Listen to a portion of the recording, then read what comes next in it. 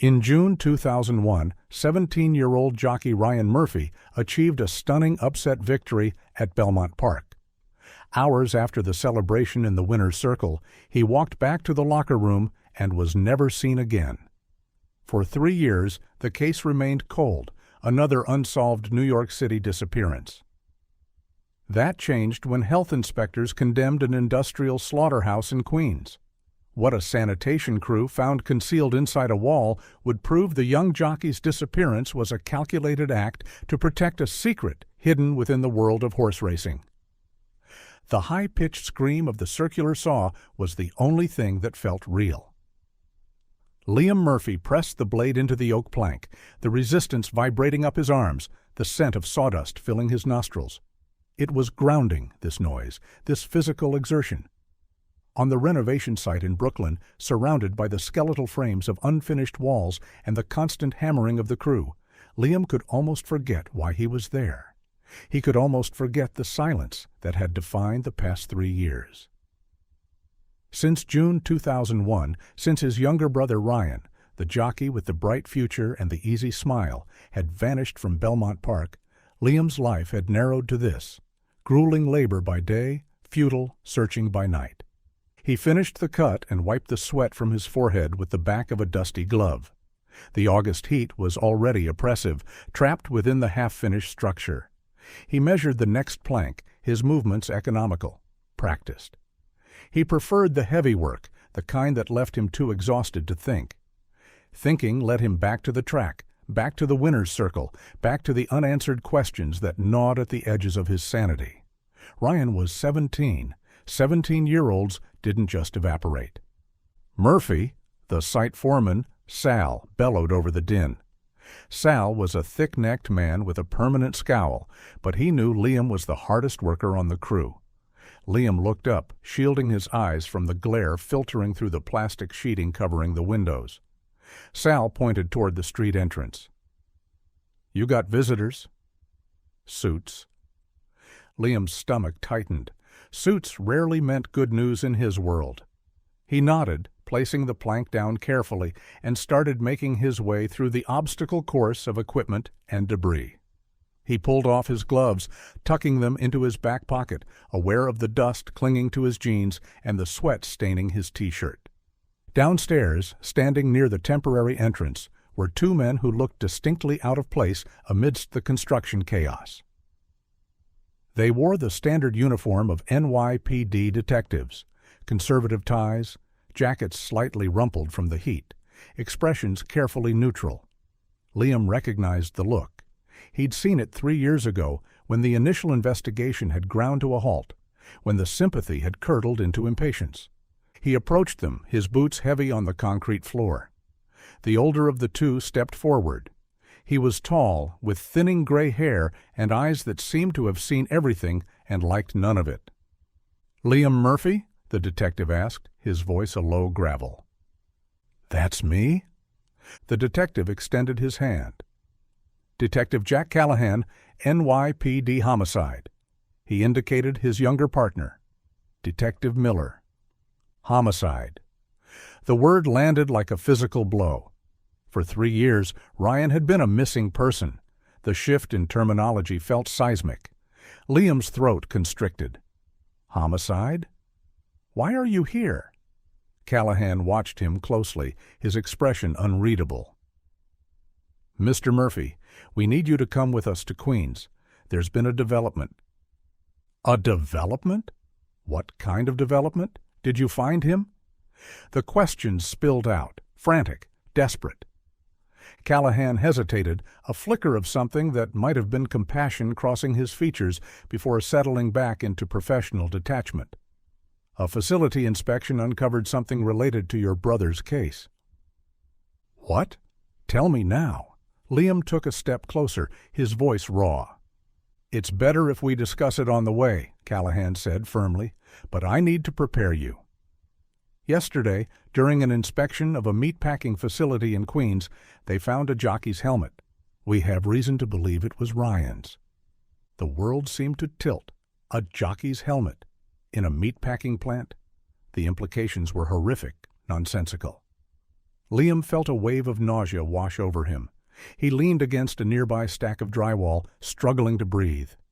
3 years of agonizing ambiguity, of clinging to the faintest hope that Ryan might have run away, started to crumble. "Let's go," Liam said, his voice barely a whisper. The drive to Queens was agonizing. Liam sat in the back of the unmarked sedan, the city scrolling past the window in a blur of traffic and noise. Callahan tried to provide context, his voice droning on about health code violations and mandatory inspections, but Liam barely heard him. His mind was racing, trying to connect the vibrant image of his brother, the silks, the speed, the triumph, with the grim reality of a slaughterhouse. They pulled into an industrial area, a landscape of warehouses, loading docks, and chain-link fences. The air hung heavy with the metallic tang of industry, and something else, something vaguely unpleasant lurking beneath the surface. They stopped in front of an aging brick building with faded lettering. A&R Meat Packing. A large yellow condemnation notice was plastered across the main entrance. The facility was shuttered, silent. Crime scene tape crisscrossed the loading dock. Several uniformed officers stood guard, their expressions grim. The smell of industrial cleaner was overwhelming, a harsh chemical scent that did little to mask the underlying odor of decay. Liam stepped out of the car, his legs unsteady. The reality of the location hit him with full force. A slaughterhouse. The word itself felt violent, brutal.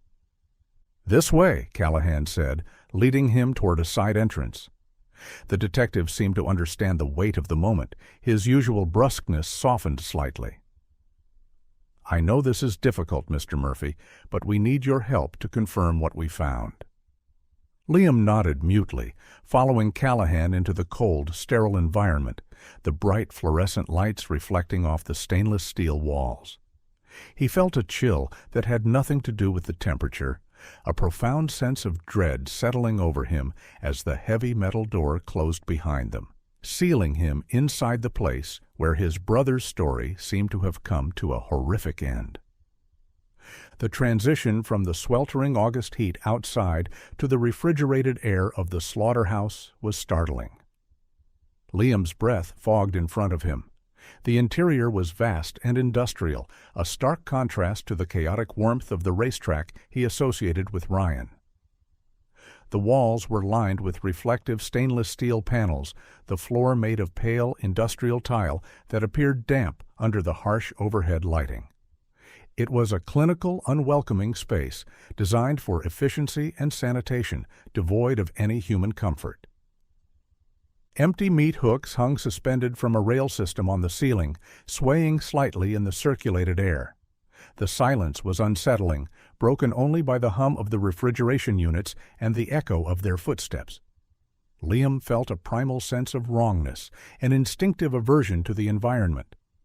Callahan led him through the main processing area, past empty shelving units and workspaces scrubbed clean. The overwhelming smell of bleach burned Liam's nostrils. "The health department shut them down last week," Callahan explained, his voice low. "Severe violations. Rats, contamination, the works. They ordered a mandatory clearing and deep sanitation before the building could be repurposed." They turned a corner into a smaller, colder room.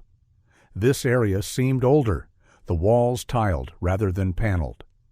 In the background, a worker in a full white protective suit, hairnet, and shoe coverings was making notes on a clipboard, seemingly detached from the gravity of the situation.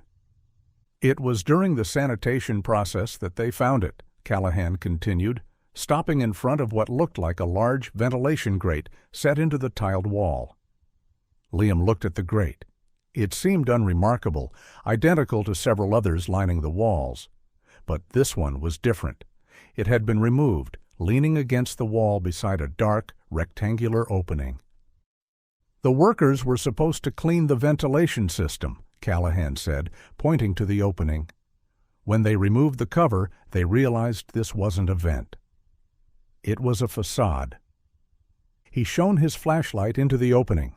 It revealed a small, insulated chamber, maybe 4 feet by 6 feet, concealed behind the wall. It was a hidden room expertly disguised. The cover was magnetized, designed to blend seamlessly with the tiling, Callahan explained. Routine inspections never looked closely. Why would they?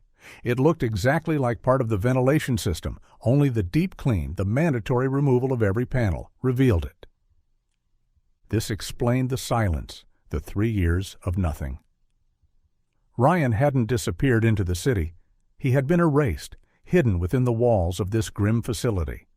The meticulousness of the concealment spoke of professionalism, of a calculated effort to ensure he was never found. "What was inside?" Liam asked, his voice trembling, dreading the answer. Callahan's expression tightened. "A body bag containing human remains, and the helmet." The words hung in the cold air. Remains. The ambiguity was gone. The faint, irrational hope that Liam had nurtured in the darkest corners of his heart finally extinguished. The scene shifted to the medical examiner's office in Manhattan. The environment was even more sterile, the silence heavier. Liam felt detached from his own body, moving through the hallways as if in a dream. He was led into a small, brightly lit viewing room. On a metal table, sealed in a clear evidence bag, was the helmet. It was black velvet, the same style Ryan always wore. Liam recognized the scuff marks, the slight tear in the lining. He didn't need to see the initials to know it was his brother's. "We found initials stitched inside," Callahan said gently. R.M. Liam reached out, his fingers tracing the outline of the helmet through the plastic. He closed his eyes, the image of Ryan strapping it on before a race flashing through his mind. The pride, the determination, the youthful exuberance. It felt impossible that this object, so synonymous with Ryan's life, was now evidence of his death. "I can confirm it's his," Liam said, his voice choked with emotion. Callahan nodded, his expression somber. "We were hoping you could." It helped solidify the identification. He paused, letting the moment settle. "Mr. Murphy, I need to tell you that the dental records came back this morning. They positively identified the remains found in the chamber as Ryan Murphy." The confirmation was a formality, but it landed with the weight of finality. The past 3 years solidified into a cold, hard reality. Ryan wasn't missing. He was murdered, and hidden in a place designed for butchery. Liam looked away from the helmet, his eyes burning. The grief was overwhelming, a tidal wave of pain and loss that threatened to drown him. But beneath the grief, something else was stirring, a cold, focused rage. Someone had done this to his brother. Someone had taken his life, stolen his future, and hidden him away like garbage. He turned back to Callahan, his expression hardening. "Who did this?" "We don't know yet," Callahan admitted, "but we're reopening the investigation." "This changes everything." "It doesn't change the fact that he's gone," Liam said, his voice raw, "but it means someone is responsible. And I'm going to find out who." The journey back to his apartment was a blur. Liam felt a profound sense of isolation, the city outside the window seeming distant and unreal. The silence in the car was heavy, charged with the unspoken horrors of the day. When Callahan dropped him off, he offered condolences, but the words felt hollow. Liam climbed the stairs to his small apartment, the familiar surroundings now feeling alien. He walked into the living room, his eyes immediately drawn to the photograph on the mantelpiece. It was a picture of Ryan taken shortly after a major win. He was standing beside his horse, a magnificent chestnut with a wide white blaze down its face. Ryan was smiling, his blue eyes bright with triumph, 2 large gold medals suspended from an orange and blue ribbon around his neck. The horse, too, wore a prize ribbon, a rosette of purple, blue, and yellow attached to its bridle. The image was a stark reminder of everything that had been lost. The joy, the success, the future. Liam picked up the photograph, his fingers tracing the contours of his brother's face. The weight of the past 3 years pressed down on him, but the discovery at the slaughterhouse had shifted something fundamental. The agonizing uncertainty was gone, replaced by a terrifying clarity and a burning need for justice. The confirmation of Ryan's death didn't bring closure. It ignited a fire. The numbness that had characterized Liam's existence for the past 3 years evaporated, replaced by a relentless, driving need for answers. Grief was still there, a constant ache beneath the surface, but it was overshadowed by a focused rage that demanded action. The next morning, Liam didn't go to the construction site. He went to the precinct. He found Detective Callahan hunched over his desk, surrounded by stacks of files, the stale smell of coffee hanging in the air. Callahan looked up, surprised to see him. "Mr. Murphy, I was going to call you later today. We're starting to pull the old case files." "I want in," Liam said, his voice flat, determined. Callahan sighed, leaning back in his chair.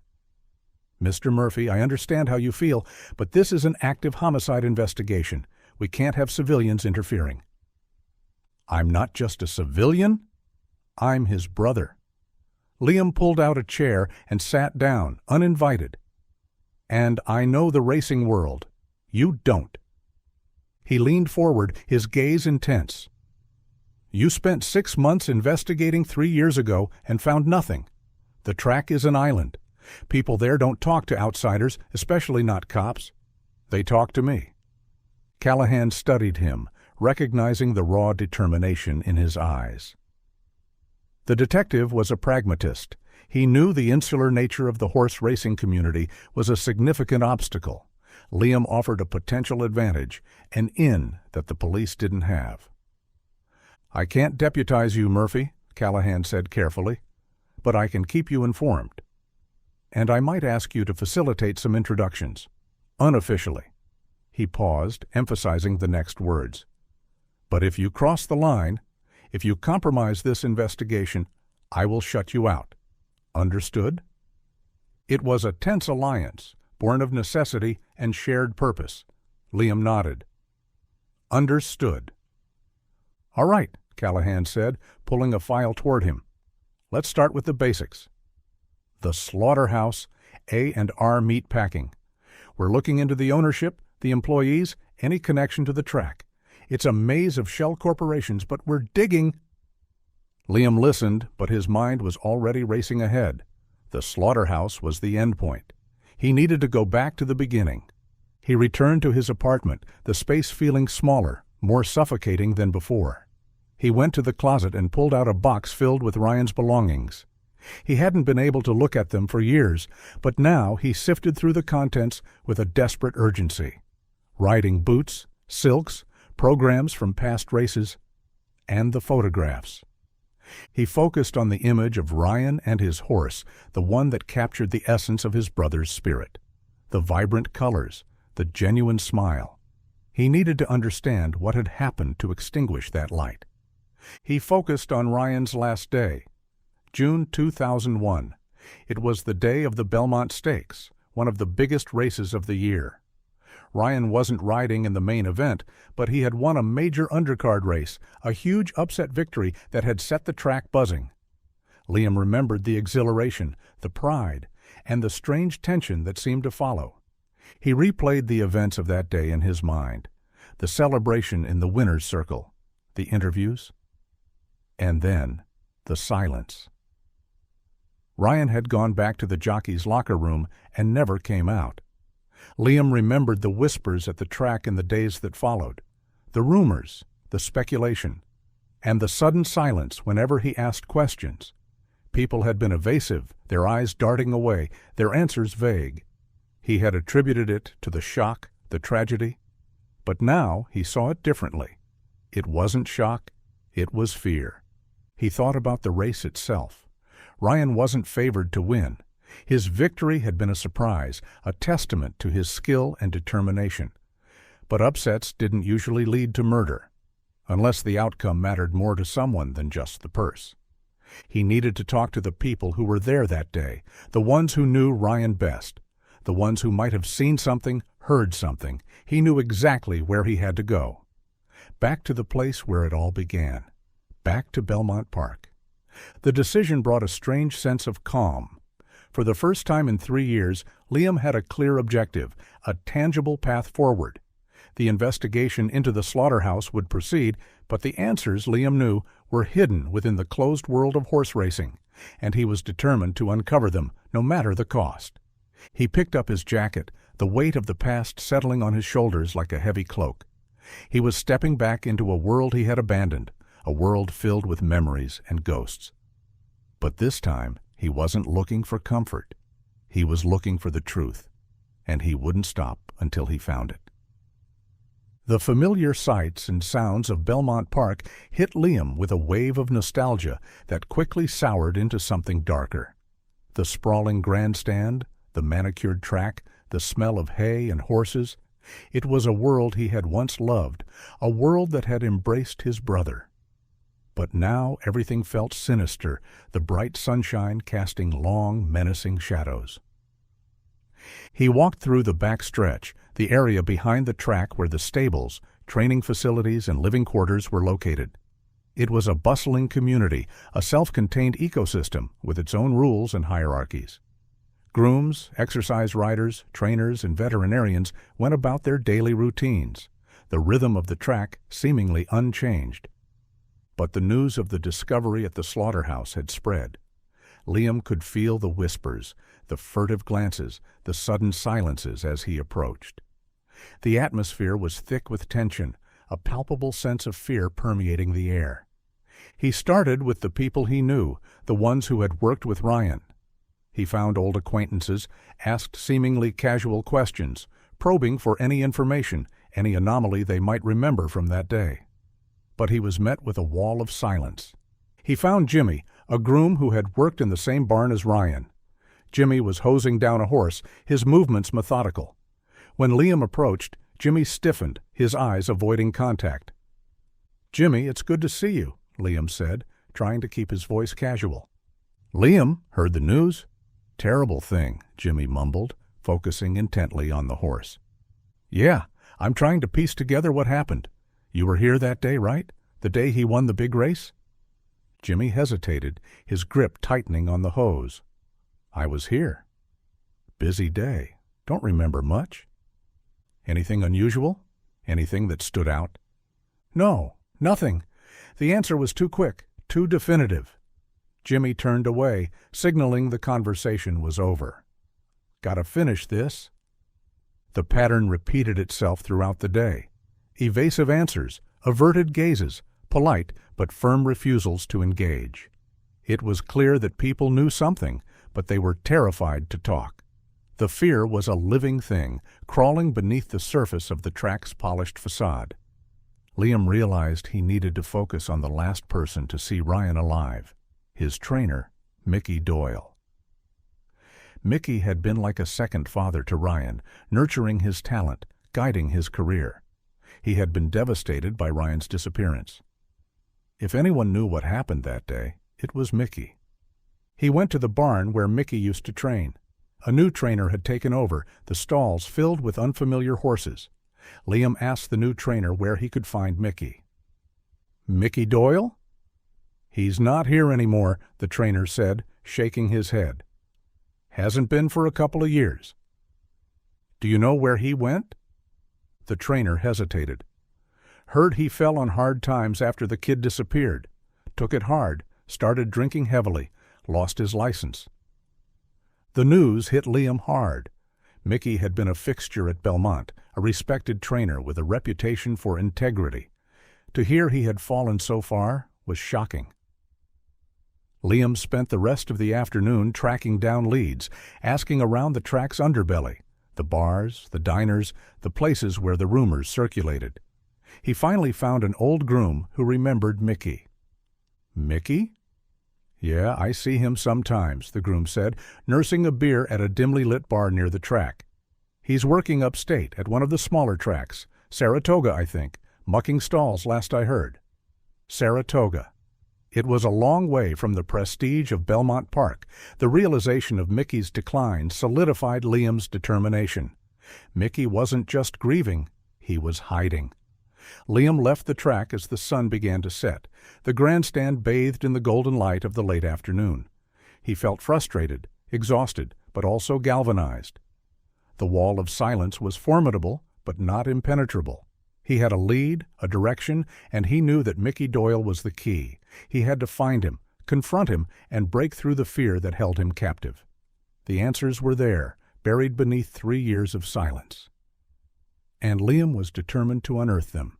While Liam was navigating the hostile silence of Belmont Park, Detective Jack Callahan was fighting a different kind of battle in the fluorescent glare of the precinct. The investigation into A&R Meatpacking was proving to be a labyrinth of dead ends and obfuscation. The ownership of the Slaughterhouse was buried under layers of shell corporations, a complex web designed to conceal the true beneficiaries. Callahan and his team spent days submerged in financial records, tracing the paper trail from one holding company to another. It was tedious, painstaking work, requiring forensic accounting expertise and a relentless attention to detail.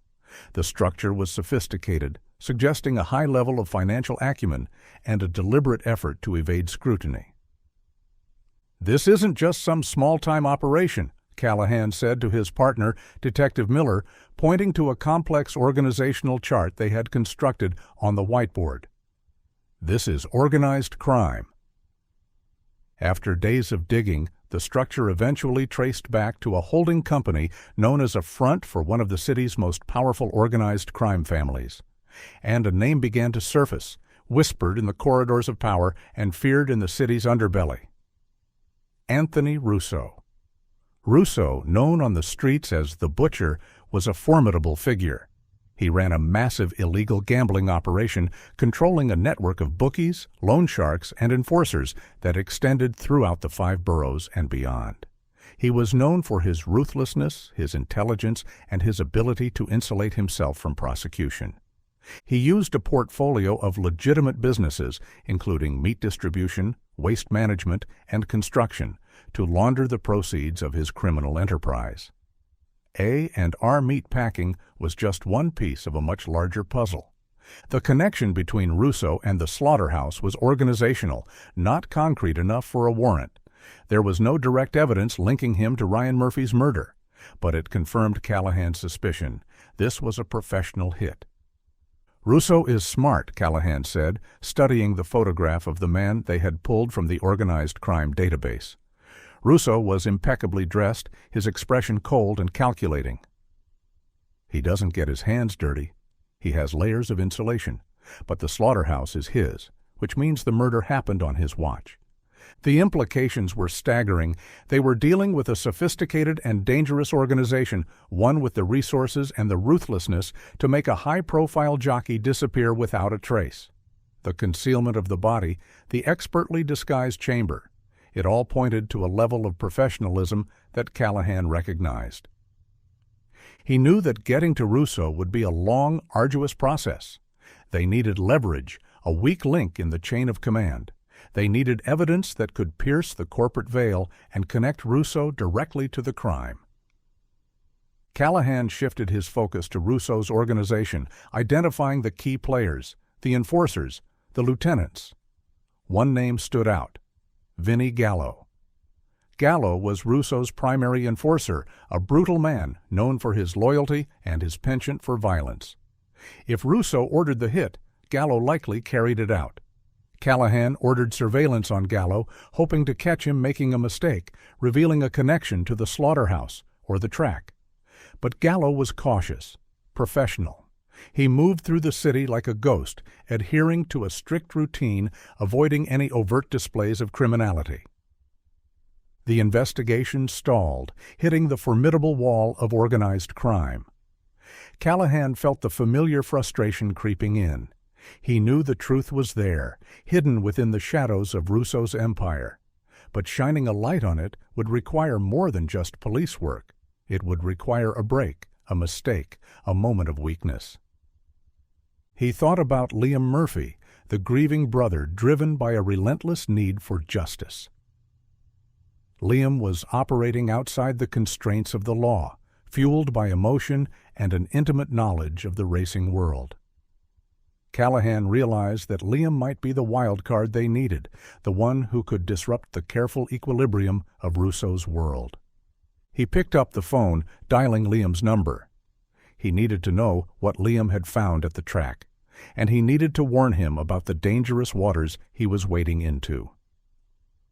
The connection to Russo changed the game. They were no longer just investigating a murder, they were taking on a syndicate, and the stakes had just gotten exponentially higher. The drive upstate to Saratoga was long, the highway stretching out before Liam like a ribbon of asphalt cutting through the dense greenery of the Hudson Valley. The scenery was beautiful, a stark contrast to the gritty urban landscape of the city, but Liam barely noticed. His mind was focused on Mickey Doyle, the man who held the key to his brother's past. He found the small track near Saratoga where Mickey was rumored to be working. It was a far cry from the grandeur of Belmont Park. The grandstand was smaller, the facilities older, the atmosphere more relaxed. It was a place for second-tier horses and trainers struggling to hold on to their careers. Liam parked his car and walked toward the stables. He asked around, describing Mickey, and was directed to the far end of the backstretch. He found Mickey mucking out a stall, his back bent, his movements slow and laborious. Mickey looked haggard, broken. He was thinner than Liam remembered, his face lined with grief and the ravages of heavy drinking. The vibrant, energetic trainer who had guided Ryan's career was gone, replaced by a shell of a man haunted by the past. Liam approached the stall, the smell of manure and hay filling the air. "Mickey?" Mickey stiffened, his grip tightening on the pitchfork. He turned slowly, his eyes widening in recognition and fear. He looked like he had seen a ghost. "Liam." His voice was raspy, barely a whisper. He took a step back, his eyes darting around as if looking for an escape route. "I need to talk to you, Mickey," Liam said, keeping his voice calm, steady. "I got nothing to say," Mickey mumbled, turning back to his work. "I told the police everything I know." "That was 3 years ago. Things have changed. They found him, Mickey." Mickey froze. He knew. The news had reached even this far. He closed his eyes, his body trembling. "I know you saw something that day," Liam pressed, stepping closer.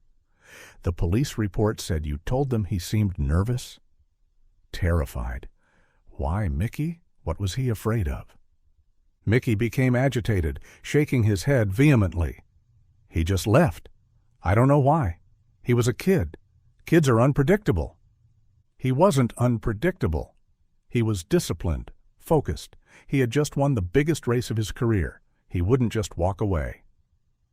"You don't know what you're talking about," Mickey said, his voice rising in panic. He dropped the pitchfork and tried to push past Liam, desperate to escape. Liam grabbed his arm, stopping him. "I know you're scared, Mickey. I know they got to you, but they can't protect you now. Not anymore." Mickey looked at him, his eyes filled with a desperate, paralyzing fear. "You don't know what you're messing with, Liam. These people, they don't play by the rules. They make people disappear. Permanently. They already did that to Ryan. I'm not going to let them do it to the truth.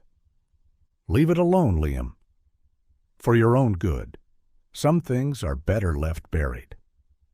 Mickey pulled his arm free and stumbled away, leaving Liam standing alone in the stall. Liam watched him go, his heart heavy with a mixture of pity and frustration. He had underestimated the depth of Mickey's fear. It wasn't just a vague anxiety. It was a specific, paralyzing terror of someone, something. He realized he couldn't break Mickey with confrontation alone. He needed leverage, a way to make Mickey more afraid of staying silent than of talking. He left the track, the sun beginning to set, casting long shadows across the backstretch. He felt a growing sense of urgency. The wall of silence was thicker, more impenetrable than he had imagined. But he also knew that Mickey was the weak point, the crack in the facade. And he would find a way to break through it, no matter what it took. The truth was there, trapped within the terrified silence of the broken trainer. And Liam was determined to set it free. Mickey Doyle finished his work at the track, his hands shaking so badly he could barely grip the steering wheel. Liam's visit had shattered the fragile peace he had constructed around himself, the self-imposed exile in Saratoga, no longer feeling safe. The past 3 years had been a delicate balancing act, a constant effort to maintain the silence that kept him alive. But now the silence was precarious, the balance shifting beneath his feet. He drove to his usual diner, a small, brightly lit establishment on the outskirts of town. He needed a drink, something to steady his nerves, to push back the memories that Liam's questions had resurrected. He ordered a coffee and a shot of whiskey, his eyes scanning the room nervously. The diner was quiet, only a few patrons scattered among the booths. But then he saw him. Sitting at the counter, nursing a cup of coffee, was a man Mickey recognized instantly. Vinnie Gallo, Russo's primary enforcer. The sight of Gallo sent a jolt of terror through Mickey. Gallo was a presence, a physical manifestation of the threat that had hung over him for 3 years. He was a large man, impeccably dressed, his expression cold and impassive. Gallo made eye contact with Mickey, a flicker of recognition in his dark eyes. He didn't say anything, didn't make any overt gesture. He just watched him, a silent predator assessing its prey. The message was clear. They knew. They knew the body had been found. They knew Liam was asking questions. And they were watching. Mickey's stomach churned. He threw a few dollars on the table, leaving his coffee and whiskey untouched, and hurried out of the diner, the bell above the door chiming merrily, incongruously. He walked quickly to his car, the night air feeling cold against his skin. He fumbled with his keys, his hands trembling uncontrollably. He just wanted to get away, to disappear into the anonymity of the night. But as he reached his car, he saw it. Tucked under his windshield wiper, a single item that stopped him cold. A betting slip. He reached out, his fingers brushing against the thin paper. He pulled it out, his eyes struggling to focus in the dim light of the parking lot. It was a betting slip from the June 2001 race, the race Ryan had won. The implication was unmistakable. It was a reminder of the debt that was owed, the silence that was mandatory for survival. It was a threat, subtle but terrifying, a promise of what would happen if he talked. Mickey crumbled, leaning against the car, the betting slip clutched in his hand. The fear was overwhelming, a physical weight pressing down on him, suffocating him. He was trapped, caught between the relentless pressure of Liam's search for justice and the terrifying reality of Russo's reach. He realized that his silence was no longer enough. The discovery of the body had changed everything. The investigation was active, the pressure mounting, and Russo was cleaning house, eliminating any loose ends. And Mickey was the loosest end of all. He looked at the betting slip again, the numbers blurring through his tears. He had thought he could escape the past, that he could hide from the consequences of his silence. But the past was here, staring him in the face, demanding a reckoning. And he knew, with a terrifying certainty, that he couldn't run anymore. The choice was no longer between silence and speaking. It was between speaking and dying. Liam returned to the city, the frustration of his encounter with Mickey gnawing at him. He met with Callahan the next day, relaying the details of the confrontation. "He's terrified," Liam said, pacing the floor of Callahan's office. "He knows something, but he's too scared to talk." Callahan nodded, his expression grim. He shared his findings about Russo and Vinnie Gallo. "He has good reason to be scared. Russo is the real deal, and Gallo is his hammer." The name Russo meant nothing to Liam, but the implication was clear. They were dealing with organized crime. "If Russo is involved, then the race was fixed," Liam said, the realization hitting him with sudden clarity. Ryan's win wasn't just an upset, it was a defiance. "That's what I'm thinking," Callahan agreed. "But proving it is another matter. The official betting records show nothing unusual. If there was a fix, it was off the books." "Then we need to go off the books," Liam said. He knew the track's underbelly, the network of illegal bookies and gamblers that operated in the shadows of the legitimate racing world. He sought out an old acquaintance, Benny, a low-level bookie who operated out of a smoky OTB parlor near the track. Benny was a small, wiry man with a nervous energy and a photographic memory for odds and payouts. Liam found him hunched over a racing form, a cigarette dangling from his lips. He sat down next to him, sliding a $50 bill across the table. "Benny, I need some information." Benny looked at the money, then at Liam, his eyes narrowing suspiciously. "What kind of information?" June 2001, the Belmont Stakes undercard, Ryan Murphy's race. Benny stiffened. "That was a long time ago." "I know, but I need to know about the betting action that day, the off-the-books action." Benny hesitated, his eyes darting around the room. "That's dangerous territory, Liam. People don't like digging up old bones." "I'm not digging up bones. I'm looking for the truth." Liam pushed the money closer. "I know you keep records. I know you remember." Benny sighed, the temptation of the money outweighing his caution. He pulled out a small, battered notebook from his pocket, the pages filled with cryptic notations. He flipped through the pages, his finger tracing the lines of numbers. "It was a strange day," he admitted, his voice low. "The money was all over the place." He analyzed the archived betting data, translating the notations into recognizable patterns. He found a massive anomaly. "The early money was on Ryan," Benny said, pointing to a series of entries. "He was a long shot, but he had a following." But then, late in the betting window, everything shifted. Huge amounts of money had been placed on Ryan's opponent, drastically shifting the odds. It was a coordinated effort, a massive influx of cash that dwarfed the legitimate betting pool. "Someone expected Ryan to lose," Benny said, his voice hushed. "Someone bet big on the favorite. And when Ryan won—" He trailed off, the implication clear. They lost a fortune, millions of dollars. The realization hit Liam like a punch to the gut. This wasn't just about the race, it was about the money. The massive financial loss provided a powerful motive for murder.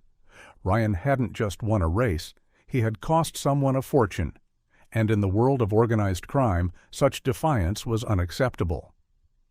Liam thanked Benny, leaving the OTB parlor with a newfound sense of clarity. The puzzle was starting to come together. The fixed race, the terrified trainer, the connection to organized crime. It all pointed to a conspiracy, a calculated effort to control the outcome of the race, and a brutal act of retribution when the plan failed. He knew he was getting closer to the truth, but he also knew that the closer he got, the more dangerous the game became. He was no longer just investigating a murder, he was exposing a conspiracy, and the people involved would do anything to keep their secrets buried. Armed with the knowledge of the fixed race, Liam returned to Belmont Park, his questions becoming more pointed, his focus narrowing on the track's underbelly. He started probing the connections between the racing world and the illegal gambling operations that thrived in its shadows. He talked to the bookies, the loan sharks, the hangers-on who knew the secrets that were never whispered in the polished confines of the clubhouse. The atmosphere became openly hostile. The polite evasiveness of his earlier visits hardened into suspicion and resentment. He was no longer seen as a grieving brother seeking closure. He was a threat, a disruption to the delicate ecosystem of the track. He felt the eyes watching him, the whispers trailing behind him. He received anonymous phone calls, the line silent when he answered. He noticed cars following him, lingering outside his apartment building. The pressure was mounting, the invisible hand of the syndicate tightening its grip. One evening, after a long day of fruitless searching, Liam returned to his apartment. The exhaustion was bone deep, the frustration a bitter taste in his mouth. He climbed the stairs, the familiar sounds of the city filtering through the hallway. But as he reached his front door, he noticed something was wrong. The door was slightly ajar, the lock hanging loose in the frame. A jolt of adrenaline shot through him. He pushed the door open slowly, his heart pounding in his chest. He stepped inside, his eyes scanning the room, expecting to find a scene of destruction. But the apartment was mostly undisturbed. The furniture was in place, the belongings seemingly untouched. It wasn't a robbery. It was something else. He walked into the living room, his gaze drawn to the coffee table. His research on the race, the betting records, the notes from his conversations, the organizational chart Callahan had shared, was spread out on the table. It had been neatly arranged, organized in a way that suggested careful scrutiny. And placed on top of the papers, gleaming under the lamplight, was a single, sharp butcher's hook. The sight of it sent a wave of nausea through him. It was a visceral, terrifying message, a direct link to the slaughterhouse where Ryan's body had been found. It was a promise of violence, a warning of what would happen if he continued digging. Liam stood frozen, the silence of the apartment pressing in on him. He realized the depth of the threat he was facing. These people were not just criminals, they were monsters. They operated with impunity, their reach extending into every corner of the city, even into the sanctity of his home. He was being watched closely. They knew his movements, his research, his weaknesses. They were playing a game of psychological warfare, tightening the screws, hoping to break his resolve. But the sight of the butcher's hook didn't break him. It galvanized him. The fear was still there, a cold knot in his stomach, but it was overshadowed by a renewed sense of purpose. They had made a mistake. They had shown their hand, and in doing so, they had confirmed that he was on the right track. He picked up the butcher's hook, the cold metal feeling heavy in his hand. He wouldn't be intimidated. He wouldn't back down. He would continue to dig, to expose the truth, to seek justice for his brother. The warning had failed. The fight had just begun. Liam reported the break-in to Callahan. The detective arrived quickly, his expression grim as he surveyed the scene. He recognized the butcher's hook for what it was, a signature, a calling card. "Russo is sending a message," Callahan said, his voice tight with anger. "He knows you're getting close." He urged caution, suggesting Liam move to a safe house, put the investigation on hold. But Liam refused. "I'm not running," he said, his voice resolute. "I'm finishing this." He realized that Mickey Doyle was the only one who could confirm the fix, the only one who could connect Russo directly to the race. He needed to break the trainer, to shatter the fear that held him captive. He drove back to Saratoga the next day, the butcher's hook sitting on the passenger seat, a stark reminder of the stakes. He found Mickey at a dive bar near the track, hunched over the bar, a glass of whiskey clutched in his hand. The bar was dark, smoky, the air heavy with the smell of stale beer and desperation. Liam sat down next to him, placing the butcher's hook on the bar between them. Mickey looked at it, his eyes widening in terror, his face draining of color. "They came to my apartment," Liam said, his voice low, intense. "They left this." Mickey stared at the hook, his body trembling. He knew what it meant. "I know about the fixed race, Mickey," Liam continued, pressing his advantage. "I know about the money, and I know about Russo." The name hung in the air, a physical weight pressing down on them. Mickey looked away, his eyes filled with despair. "You don't understand," he whispered, his voice choked with emotion. "They'll kill me." "They'll kill you anyway," Liam said, his voice hardening. "Russo is cleaning house. He knows the investigation is active. He's eliminating any loose ends. And you, Mickey, are the loosest end of all." He leaned closer, his gaze intense. "Your silence won't protect you. It will condemn you. The only way out is to talk, to tell the truth." Mickey began to crack. The years of guilt, the constant fear, the realization of his own mortality, it all came crashing down on him. Tears streamed down his face, carving paths through the grime and stubble. "He was a good kid," Mickey whispered, his voice breaking. "He had integrity. He wouldn't do it." "Wouldn't do what?" Liam asked, his heart pounding in his chest. Mickey took a shuddering breath, the words tumbling out in a torrent of confession. "They approached him before the race. Vinnie Gallo, Russo's enforcer, he told Ryan to throw the race, to hold back, to let the favorite win. The confirmation hit Liam like a physical blow. The rumors, the speculation, the anomaly in the betting, it was all true. They offered him money, Mickey continued, his voice trembling. More money than he had ever seen. But he refused. He said he couldn't do it. He said it wasn't right. Ryan's integrity, his unwavering moral compass, had sealed his fate.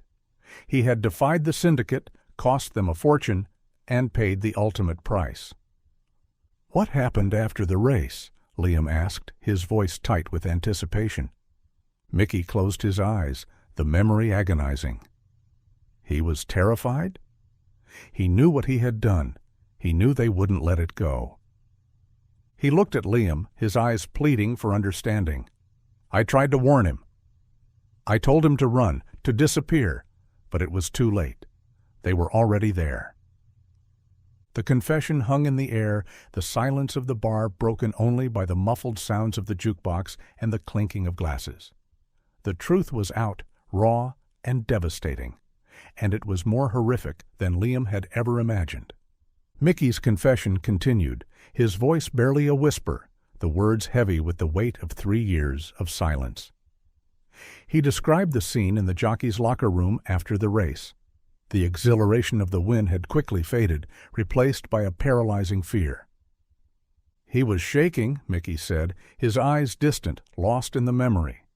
He couldn't even take off his silks.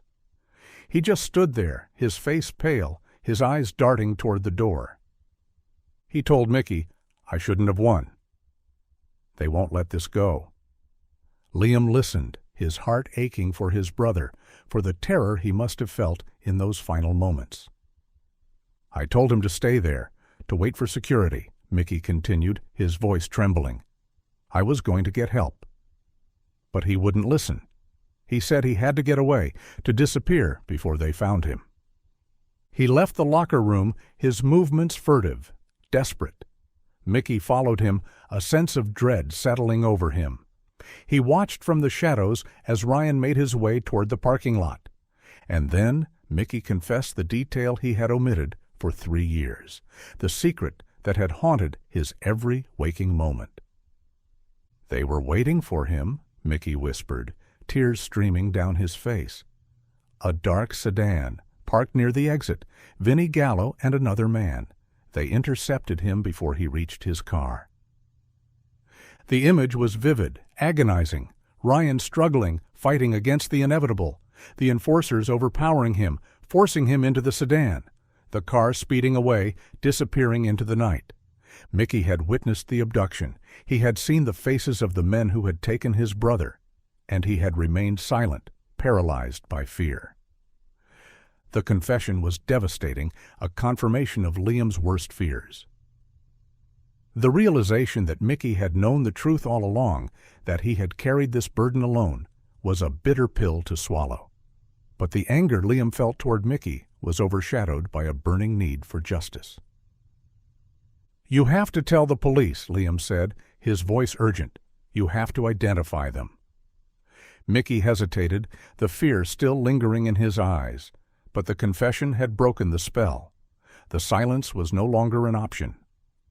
"Okay," he whispered, his voice resolute. "I'll do it." Liam immediately brought Mickey to Callahan. The detective listened intently as Mickey recounted the events of that day, his voice trembling but unwavering. He described the confrontation before the race, the terror in Ryan's eyes, the abduction in the parking lot. He identified Vinnie Gallo as the man who had orchestrated the abduction. The testimony was a game-changer. It provided the missing link, the direct connection between the fixed race and Ryan's disappearance. It gave them a motive, a suspect, and an eyewitness. Callahan moved quickly, recognizing the urgency of the situation. Mickey was placed in protective custody, hidden away in a safe house until the trial. Warrants were issued for Vinnie Gallo's arrest. The investigation surged forward, the momentum shifting in their favor. The truth was finally coming to light, the shadows receding. Liam felt a glimmer of hope, the first real sense of progress in 3 years. But he also knew that the fight was far from over. They had identified the enforcer, but the mastermind remained untouched. Russo was still out there, insulated by layers of protection, his power undiminished. The arrest of Vinnie Gallo would be a blow to the syndicate, but it wouldn't be fatal. Russo would retaliate, lash out with all the resources at his disposal. The danger was increasing, the stakes rising. Liam realized that getting to Russo would require more than just eyewitness testimony. It would require irrefutable proof, evidence that could pierce the corporate veil and expose the rot at the heart of his empire. The fight for justice had entered a new phase, and it was about to get a lot more dangerous. With Mickey Doyle's detailed official statement secured and the trainer safely in protective custody, Detective Callahan felt a surge of optimism. They had the motive, the fixed race, the massive financial loss, and an eyewitness to the abduction. It was a strong case, compelling and coherent. He presented the evidence to the assistant district attorney, confident that they had enough to move forward with the prosecution of Vinnie Gallo and eventually Anthony Russo. The meeting with the ADA, a politically ambitious man named Robert Vance, was held in a spacious office overlooking the city skyline. Callahan laid out the case, emphasizing the strength of Mickey's testimony and the corroborating evidence of the betting anomaly. But the ADA was hesitant. He listened patiently, his expression impassive, but his response was lukewarm. "It's a compelling story, Detective," Vance said, leaning back in his leather chair. "But it's just that, a story. The foundation of your case rests on the testimony of a terrified, alcoholic witness with a history of instability." "He's credible," Callahan argued, his voice tight with frustration. "He witnessed the abduction. He identified Gallo." "Under duress," Vance countered. "Russo's lawyers will tear him apart on the stand.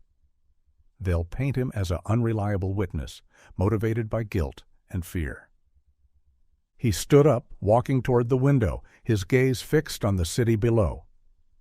"And we still have no physical evidence linking Russo or Gallo to the murder itself.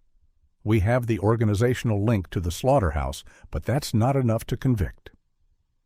Callahan knew what this was really about. Russo was a powerful man, his influence extending into the corridors of power, his connections reaching deep into the political establishment. A high-profile loss against Russo's lawyers would be a career-ending move for an ambitious ADA. "We need more," Vance said, turning back to Callahan.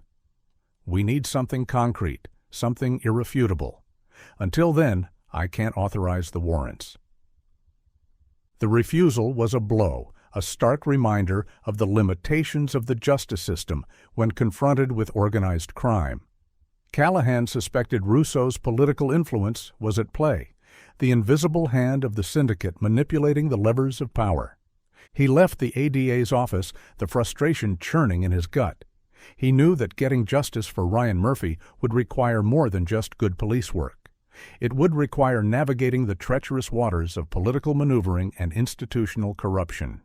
He organized surveillance on Gallo, hoping to catch him making a mistake, revealing a connection to the murder weapon, the location of the missing evidence. But Gallo was cautious, professional. He moved through the city with an air of impunity, seemingly unconcerned about the investigation. The investigation stalled, hitting the wall of influence that protected Russo and his organization. The momentum they had gained with Mickey's confession evaporated, replaced by a growing sense of impotence. Callahan realized they needed a new strategy, a different approach. They needed to find the evidence that the ADA demanded, the smoking gun that could break through the wall of silence and expose the truth. He thought about Liam Murphy, the grieving brother operating outside the constraints of the system. Liam had proven to be resourceful, determined, and fearless.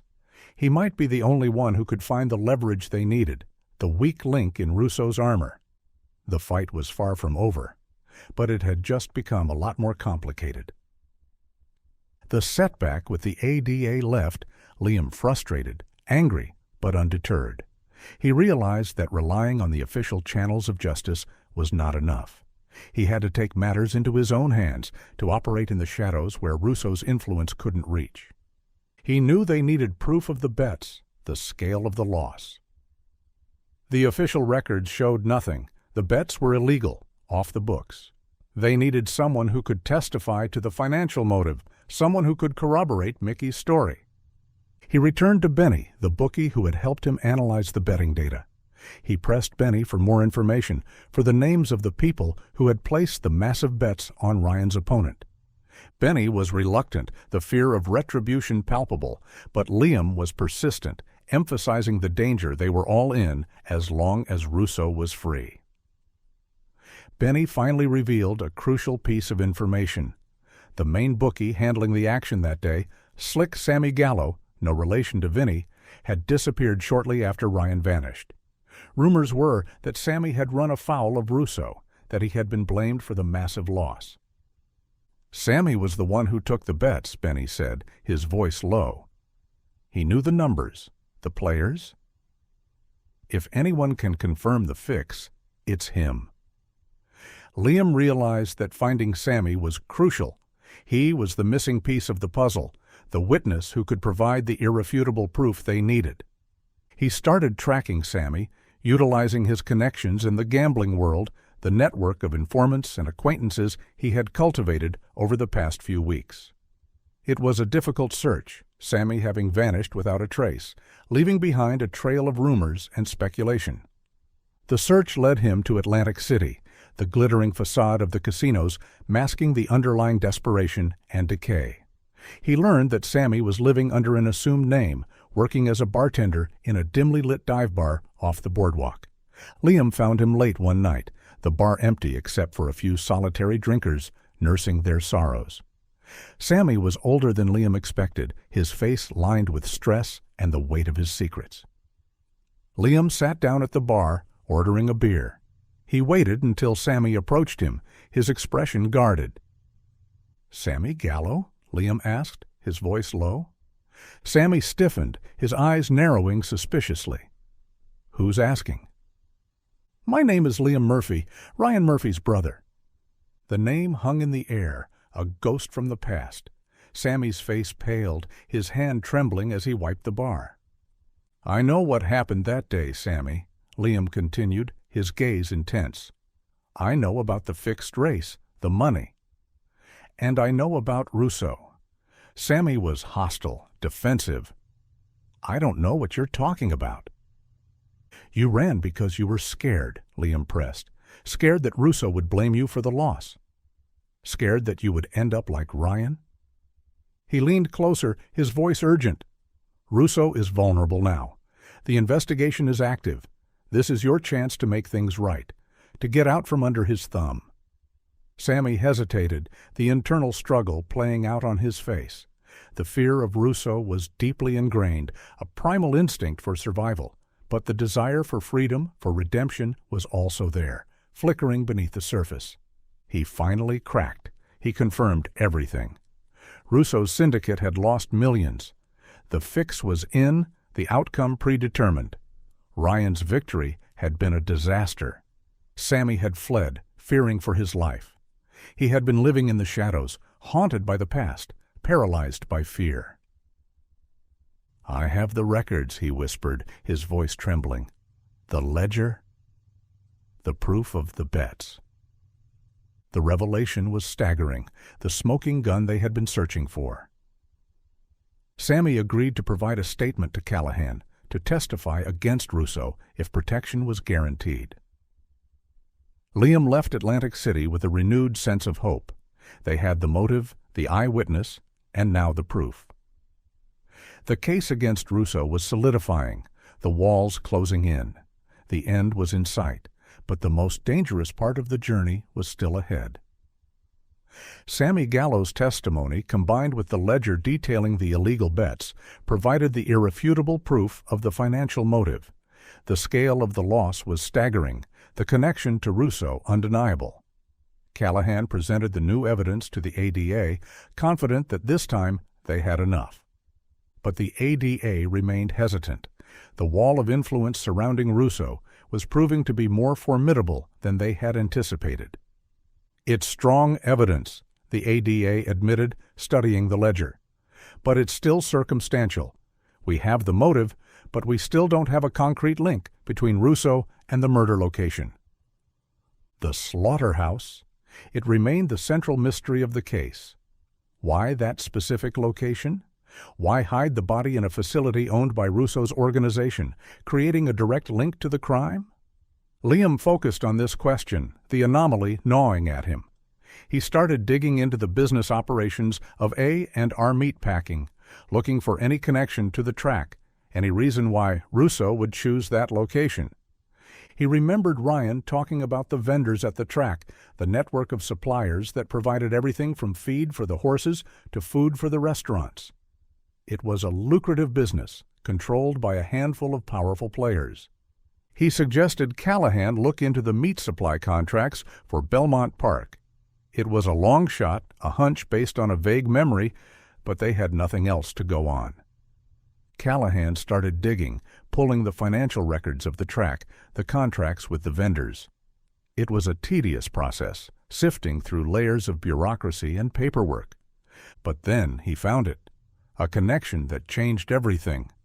A&R Meatpacking had exclusive, lucrative contracts with Belmont Park for supplying the track's restaurants. The contracts were worth millions of dollars, a significant source of revenue for Russo's organization. The connection was organizational, but it provided a direct link between the Slaughterhouse and the track. It explained why Russo had access to the facility, why he would choose that location to dispose of the body. But the discovery also raised new questions. The contracts had been awarded under suspicious circumstances, shortly before Ryan's disappearance. The bidding process had been opaque, the terms unusually favorable to A&R Meatpacking. It suggested corruption, a conspiracy that extended beyond the fixed race and the murder. It suggested that Russo had infiltrated the track, compromising the integrity of the sport at the highest levels. Callahan focused on the procurement process, identifying the officials responsible for awarding the contracts. The paper trail led to a name: David Chen, the former head of procurement at Belmont Park. Chen had retired shortly after the contracts were awarded, his departure sudden and unexplained. He had moved to Florida, seemingly disappearing from the racing world. The discovery of the corrupt official provided a new avenue of investigation, a potential weak link in Russo's armor. If they could prove the bribery, the corruption, they could strengthen the case against Russo, exposing the full extent of his criminal enterprise. The investigation was expanding, the scope widening beyond the murder of Ryan Murphy. They were no longer just investigating a crime. They were uncovering a systemic corruption that threatened the very foundation of the sport. The fight for justice had become a crusade, and the stakes had just gotten even higher. The identification of David Chen as the track official responsible for the suspicious contracts opened a new front in the investigation. He was the missing link, the connection between Russo and the track, the proof of the corruption that had facilitated the murder. Callahan focused on tracking down Chen, utilizing the resources of the NYPD to locate him in Florida. But the process was slow, hampered by bureaucracy and jurisdictional issues. They didn't have the immediate resources to pursue Chen, to put pressure on him, to force him to cooperate. Liam felt the urgency mounting. The investigation was stalling, the momentum shifting. He couldn't afford to wait for the official channels to grind into action. He had to act, to take the initiative, to confront Chen himself. He decided to go to Florida. It was a risky move, operating outside the constraints of the law, but he felt he had no choice. He needed answers, and he needed them now. He flew to Miami, the humid air hitting him like a physical blow as he stepped off the plane. The vibrant colors, the pulsating energy of the city, felt alien, surreal. He was a stranger in a strange land, driven by a relentless need for justice. He tracked down Chen to a luxury condo in a gated community overlooking the ocean. The wealth was staggering, a testament to the lucrative nature of the corruption that had fueled his retirement. Liam watched the condo, observing Chen's movements, his routine. Chen was paranoid, cautious. He rarely left the condo, his groceries delivered, his interactions limited to a few trusted associates. Liam realized that a direct confrontation would be difficult. He needed leverage, a way to break through Chen's defenses, to force him to talk. He decided to confront Chen in the parking garage, the isolated environment providing the perfect opportunity for a conversation. He waited until late one night, the garage empty, the silence broken only by the hum of the ventilation system. Chen emerged from the elevator, his movements hurried, his eyes darting around nervously. Liam stepped out of the shadows, blocking his path. "David Chen?" Chen stiffened, his face paling under the fluorescent lights. "Who are you?" "My name is Liam Murphy. I'm here about the A&R meatpacking contracts." The name hung in the air, a ghost from the past. Chen's expression hardened, his eyes narrowing suspiciously. "I don't know what you're talking about." "I know about the bribery, the corruption," Liam pressed, his voice low, intense. "I know you took the money. And I know about Rousseau." Chen was dismissive, waving his hand nonchalantly. "You're delusional. I have nothing to say to you." He tried to push past Liam, but Liam stood his ground. "They found the body, Chen." "Ryan Murphy, the jockey, in the slaughterhouse." The revelation hit Chen like a punch to the gut. The color drained from his face, his bravado evaporating.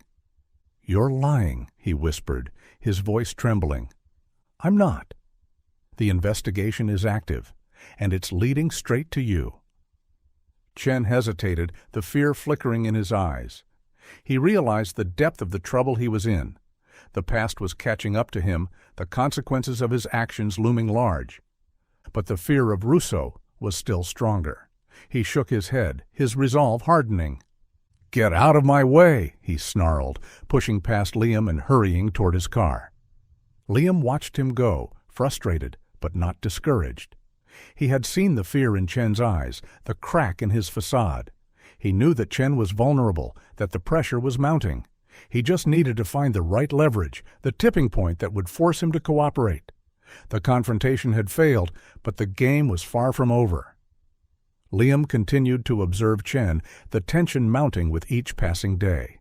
He sensed that Chen was cracking under the pressure, the paranoia increasing, the fear becoming palpable. He just needed one more push, one final trigger to break him. The opportunity came a few days later. Liam was watching the condo from a distance when he saw a private courier arrive, delivering a package to Chen. Chen met the courier in the lobby, his movements hurried, his expression anxious. He opened the package, his hands trembling. Liam watched through the telephoto lens of his camera, his heart pounding in his chest. Chen's face went pale as he looked at the contents of the package. Liam zoomed in, his eyes struggling to focus. He saw it, a photograph of the A&R meatpacking facility, circled in red. It was a threat, a veiled message from Rousseau, a reminder of the consequences of betrayal. Liam realized this was the moment, the leverage he had been searching for. He intercepted Chen as he was leaving the condo, the photograph clutched in his hand. Chen was agitated, his eyes darting around nervously. "He knows," Liam said, his voice low. "Rousseau knows you're a liability." Chen looked at him, his eyes filled with terror. "What do you want?" "I want the truth," Liam said. "I want justice." He argued that Rousseau was cleaning house, eliminating any loose ends. Chen was a liability, a witness who could connect him to the corruption, the murder. "He won't protect you," Liam pressed. "He'll silence you." Just like he silenced Ryan. Chen cracked, the fear of Rousseau outweighing his loyalty, his greed. He confessed everything, the bribery, the corruption, the conspiracy.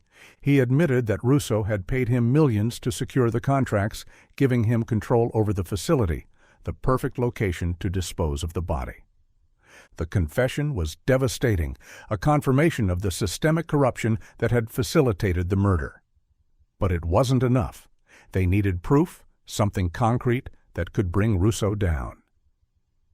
And then Chen revealed the crucial information, the smoking gun they had been searching for. "Russo keeps a ledger," Chen whispered, his voice trembling.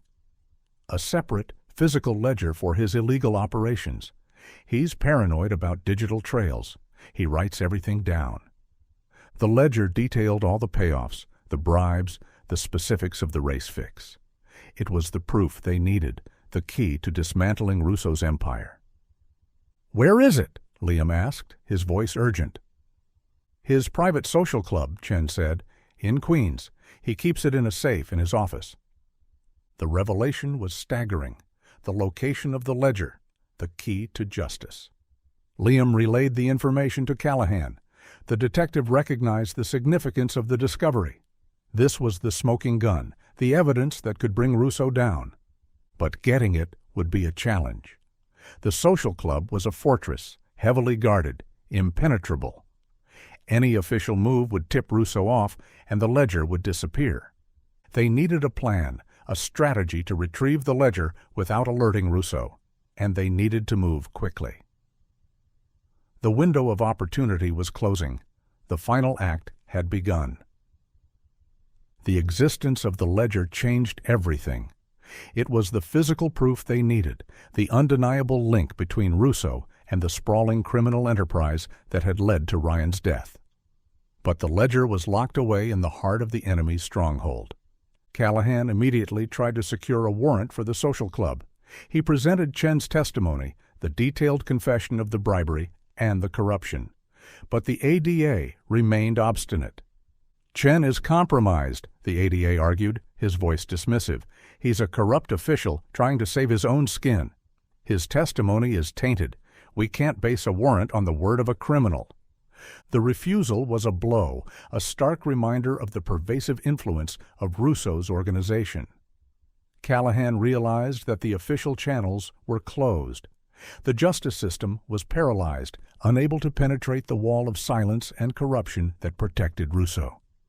Liam felt the frustration mounting, the desperation churning in his gut. They were so close, the truth within reach. He couldn't let it slip away. He realized he had to get the ledger himself. It was a desperate gambit, a reckless move that could cost him his life. But he felt he had no choice. The system had failed. Justice was in his hands. He met with Callahan, outlining his plan. The detective was hesitant, the risks staggering. "You're crazy, Liam," Callahan said, his voice tight with concern. "The place is a fortress. You'll never get in." "I have to try," Liam said, his voice resolute. "For Ryan." Callahan saw the determination in his eyes, the unwavering commitment to justice. He knew he couldn't stop him. "Be careful," Callahan warned, his voice heavy with foreboding. "If you get caught, I can't help you." Liam started studying the layout of the social club, the surrounding area. It was a nondescript brick building in a quiet neighborhood in Queens, the entrance heavily guarded, the windows opaque. He spent days observing the club, noting the routines of the guards, the delivery schedules, the patterns of the patrons. He was looking for a weakness, a vulnerability, a way in. He noticed an adjacent building was vacant, under renovation. The scaffolding, the construction debris, the lack of security, it provided the opportunity he had been searching for. He formulated a plan. He would access the vacant building, climb the scaffolding to the roof, and enter the club from a shared access point. It was a risky plan, dependent on stealth, timing, and luck. But it was the only option. His experience in construction gave him an advantage. He knew how to navigate the scaffolding, how to move silently, how to blend into the environment. The night of the infiltration arrived. The air was cold, the sky overcast, the city lights reflecting off the low-hanging clouds. Liam stood in the shadows of the vacant building, his heart pounding in his chest. He was dressed in dark clothing, a backpack containing the tools he needed slung over his shoulder. He took a deep breath, the weight of the moment settling on him. This was it, the culmination of 3 years of searching, of fighting, of grieving, the chance to finally bring his brother's killer to justice. He moved toward the scaffolding, the darkness enveloping him like a shroud. The desperate gambit had begun. The vacant building was silent, the air thick with the smell of dust and decay. Liam moved through the darkness, his footsteps muffled by the debris littering the floor. He found the scaffolding at the rear of the building, a skeletal structure rising into the night sky. He started climbing, the metal bars cold against his hands. The physical exertion was demanding, his muscles burning with the effort. He moved slowly, deliberately, testing each foothold before shifting his weight. The city noise, the distant sirens, the rumble of the subway, masked the sounds of his movements. He reached the roof, the wind whipping around him, the city sprawling out below. He crouched low, his eyes scanning the adjacent rooftop of the social club. It was dark, deserted. The security was focused on the street level, the possibility of a rooftop infiltration seemingly overlooked. He moved quickly, crossing the narrow gap between the buildings. He was now on the roof of the social club, the enemy territory. He located the access hatch to the ventilation system. It was old, rusted, the metal corroded by years of exposure. It was poorly secured, a single padlock holding it closed. He pulled out a bolt cutter from his backpack, the heavy metal feeling reassuring in his hand. He snapped the padlock, the sound echoing in the silence of the night. He pried the hatch open, the hinges screeching in protest. A blast of warm air hit him, carrying the muffled sounds of the busy club below, the music, the laughter, the clinking of glasses. He lowered himself into the dark ductwork, the metal cold against his skin. The space was cramped, narrow, the darkness absolute. He started crawling, his movements slow, laborious. The dust choked him, the air thick and stagnant. He navigated the twists and turns of the ventilation system, guided by the schematic he had memorized. He was heading toward Russo's private office, located in the back of the club, away from the noise and the crowds. He could hear the voices below him, the conversations drifting up through the vents. He moved silently, carefully, the adrenaline surging through him. He was inside the fortress, the heart of the enemy's stronghold. The infiltration was successful, but the hardest part was still ahead. He reached the vent above the office, the light filtering through the grate, the sound of silence indicating the room was empty. He paused, listening intently, his senses heightened. He was close. The ledger, the truth, was within reach. He took a deep breath, steadying his nerves. The moment of truth had arrived. Liam carefully removed the grate, the screws turning easily in the old metal. He lowered it silently, placing it on the ductwork beside him. He peered through the opening, his eyes scanning the office below. It was empty. The room was luxurious, opulent, a testament to Russo's wealth and power. The walls were lined with dark wood paneling, the furniture plush and expensive. A large mahogany desk dominated the space, a crystal decanter and glasses sitting on a silver tray. He dropped silently onto the office floor, the thick carpet muffling the sound of his landing. He was inside the enemy stronghold, the silence pressing in on him. He moved quickly, his eyes scanning the room, searching for the safe. He located it behind a large painting of a racehorse, the irony not lost on him. He removed the painting, revealing the cold steel of the safe door. It was a modern safe, the combination digital, the keypad glowing softly in the dim light. Cracking the safe would take time he didn't have. He needed the combination.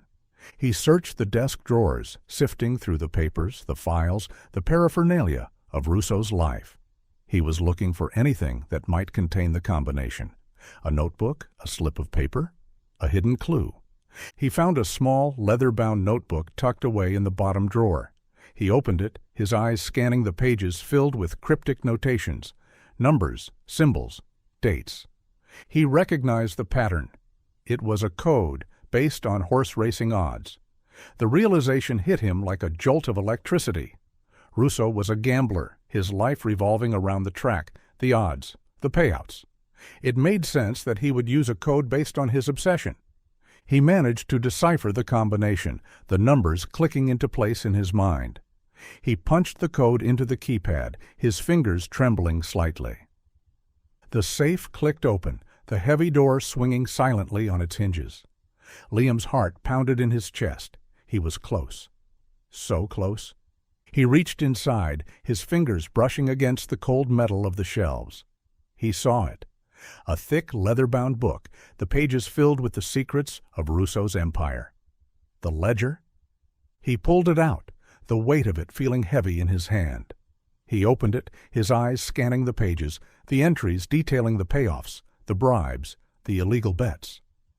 He found the entry for June 2001, the massive amount wagered, the subsequent loss, and a chilling notation. RM, cleanup fee, A and R. It was the smoking gun, the irrefutable proof that connected Russo to the murder. He closed the ledger, the satisfaction surging through him. He had done it. He had found the truth. He closed the safe, the door clicking shut. He replaced the painting, the room returning to its pristine state. He moved toward the door, the adrenaline still pumping through him. He just needed to get out, to escape with the ledger, to deliver it to Callahan. But as he reached the door, the handle turned. Someone was coming. Liam barely had time to react. He darted behind the heavy velvet curtains that covered the window, the fabric enveloping him in darkness. He stood frozen, his breath caught in his throat, the ledger clutched tightly in his hand. The office door opened, the light from the hallway spilling into the room. Vinnie Gallo entered, his imposing figure filling the doorway. He was alone. He seemed agitated, his movements jerky, his expression tense. He walked straight to the bar cart, pouring himself a generous glass of whiskey.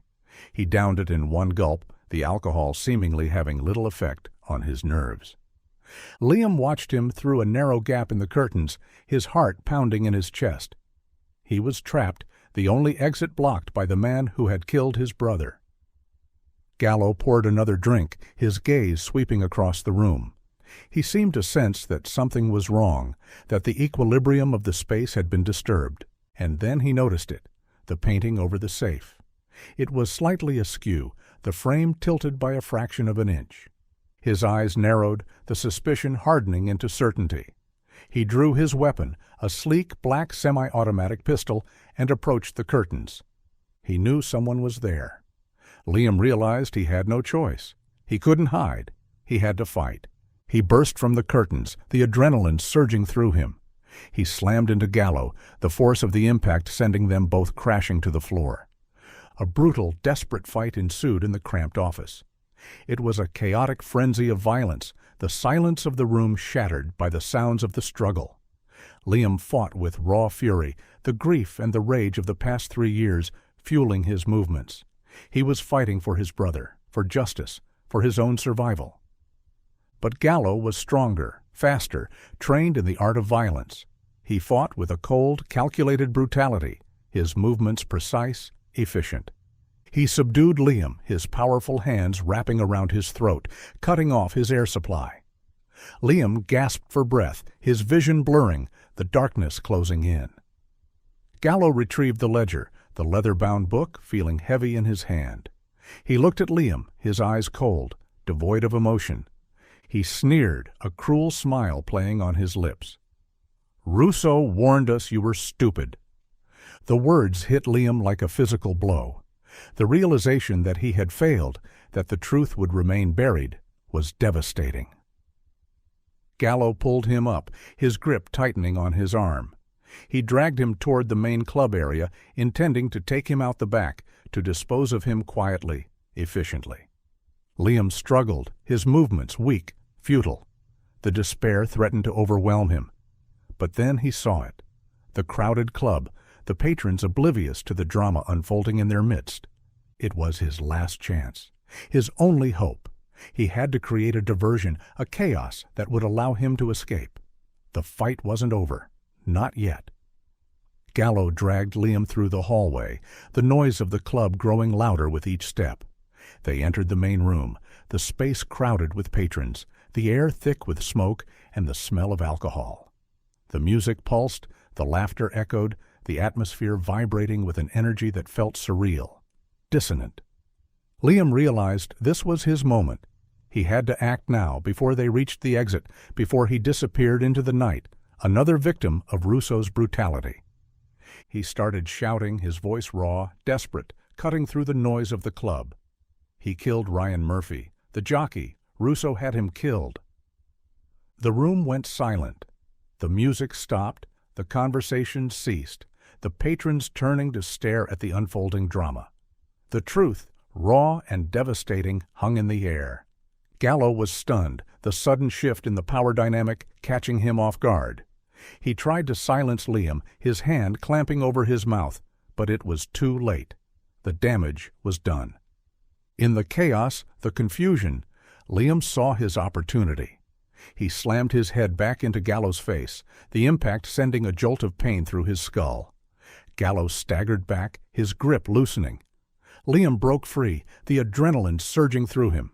He grabbed the ledger from Gallo's hand, the leather-bound book feeling like a lifeline.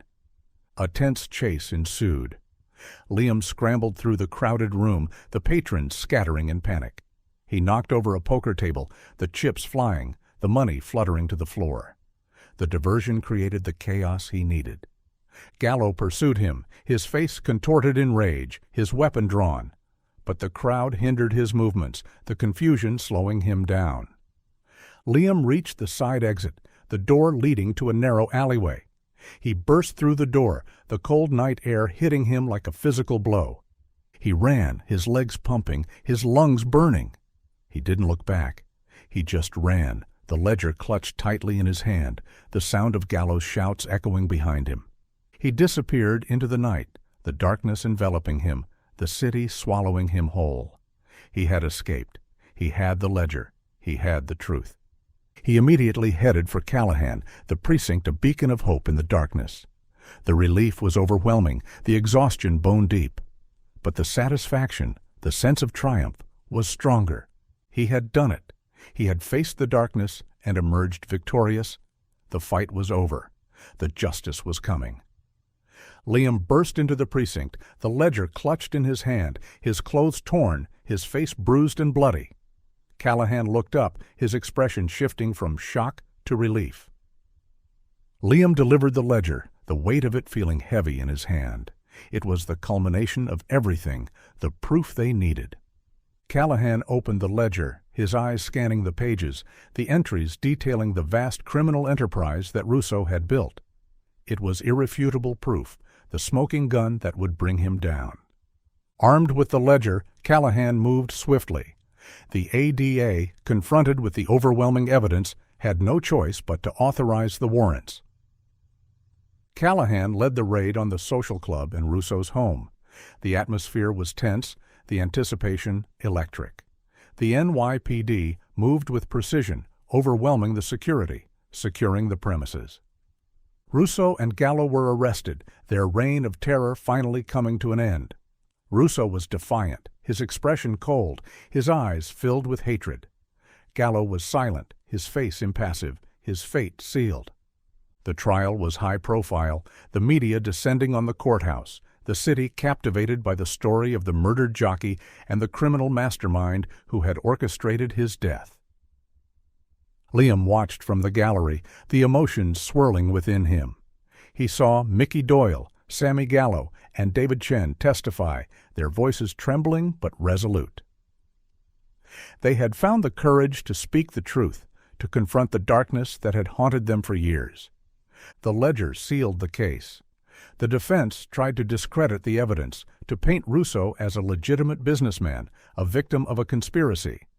But the proof was overwhelming, the truth undeniable.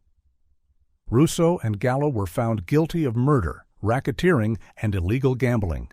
They received life sentences, their empires crumbling, their power evaporating. The verdict brought a sense of closure, a feeling of peace that Liam hadn't felt in years. The justice had been served. The fight was over. Liam visited Ryan's grave, the cemetery quiet, the air still. He placed a bouquet of flowers on the tombstone, the vibrant colors a stark contrast to the gray stone.